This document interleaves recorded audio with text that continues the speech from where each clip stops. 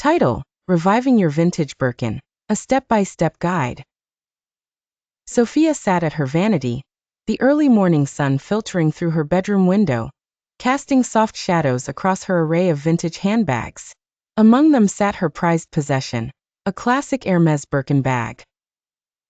Acquired at an estate sale, it was a testament to timeless fashion, with supple leather and intricate craftsmanship. But even timeless beauty needs care.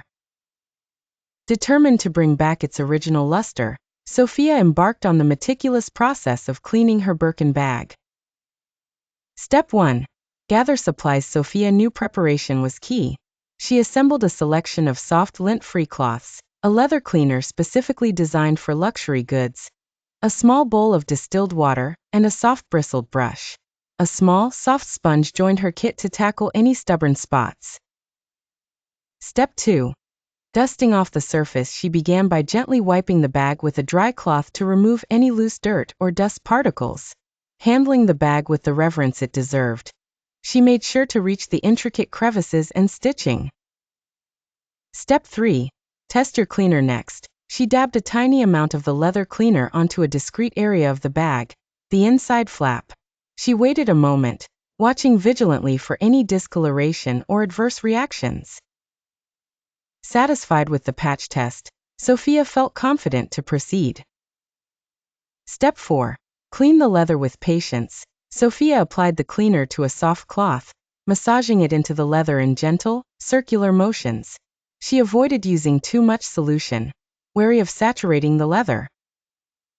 The once grimy and worn surface slowly began revealing its original elegance. Step 5.